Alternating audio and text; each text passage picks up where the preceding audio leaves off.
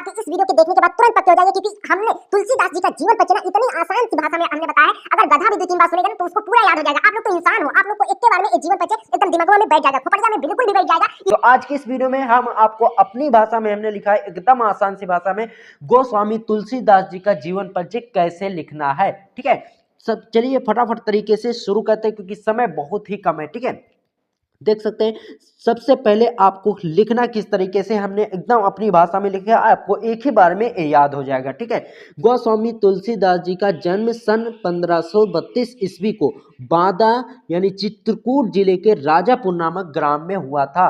तुलसीदास जी का जन्म सन 1532 ईस्वी को बांदा जिले के राजापुर नामक ग्राम में हुआ था। ये कहाँ पर पड़ता है? उत्तर प्रदेश राज्य के चित्रकूट जिले के राजापुर नामक ग्राम में हुआ था। इनके पिता का नाम आत्माराम दुबे था तथा माता का नाम हुलसी था। ठीक है, और इनके बचपन का नाम राम बोला था। ठीक है, आप लोग देख सकते हैं कि यहाँ इनका जन्म कब हुआ था? सन 1532 ईस्वी में। और कहाँ पर हुआ था? बांदा जिले के राजापुर नामक ग्राम में हुआ था। इनके पिता का क्या नाम था? आत्माराम दुबे। और इनकी माता का क्या नाम था? हुलसी।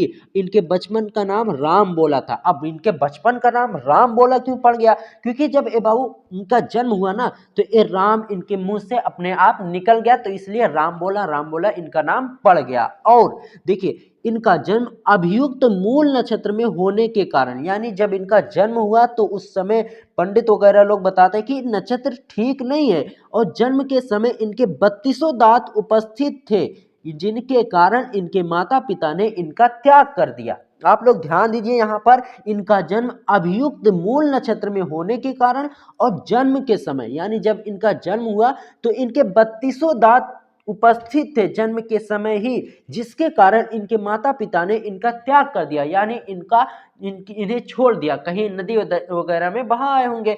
जैसे पहले होता था कि कोई जिसकी माँ होती थी, किसी टोकरी वगैरह में रखकर बच्चे को नदी में बहा देती थी, और जहां कोई पाता तो उसे पाल देता था। अब देखिए यहाँ पर इनका पालन पोषण कैसे हुआ, आगे देखते हैं। ठीक है, इनके गुरु नरहरि दास ने इनका पालन पोषण किया। ठीक है, और इनका विवाह रत्नावली से हो गया, यानी इनकी पत्नी का क्या नाम था बाबू? रत्नावली था। ठीक है, रत्नावली के साथ हुआ था। तुलसीदास जी अपनी पत्नी के प्रेम में बहुत अनुरक्त रहते थे, यानी ये अपनी पत्नी से बाबू बहुत ही ज्यादा प्रेम करते थे। ठीक है, पत्नी द्वारा बिना बताए मायके चले जाने पर ये रात ही में आधी तूफान का सामना करते हुए ससुराल जा पहुंचे। इनकी पत्नी एक बार इनसे बिना बताए घर से अपने मायके चले गई, यानी झगड़ा वगैरह कुछ हुआ होगा, जिससे इनकी पत्नी इनसे बिना बताए अपने मायके चले गई। और तुलसीदास जी उन्हें खोजते हुए रात में ही, आधी तूफान का समय था,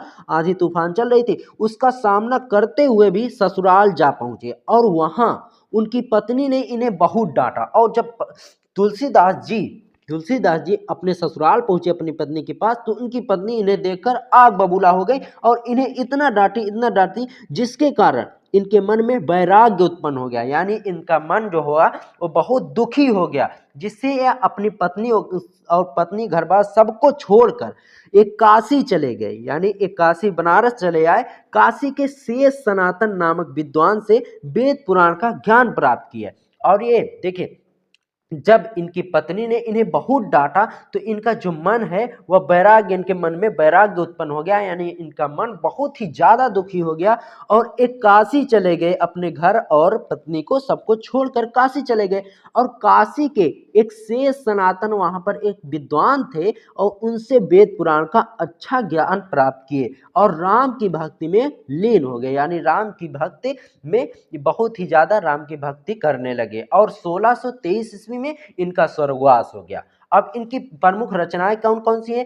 श्री रामचरितमानस आप जानते होंगे, तुलसीदास जी ने ही लिखा है श्री रामचरितमानस, और गीतावली, दोहावली और विनय पत्रिका। ठीक है, तो आप देख सकते हैं कि ये सब इनकी रचनाएं। 3 नंबर मिलते हैं बाबू आपको जीवन परिचय के लिए और 2 नंबर मिलते हैं रचनाएं के लिए। इस तरीके से अगर आप लिखोगे जैसा आज की इस वीडियो में मैंने बताया है, तो 5 नंबर आप कहीं नहीं जाने वाले। चलिए आज की इस वीडियो में बस इतना ही, और भी जीवन परिचय आने वाले हैं। तब तक के लिए गुड बाय, जय हिंद, जय भारत।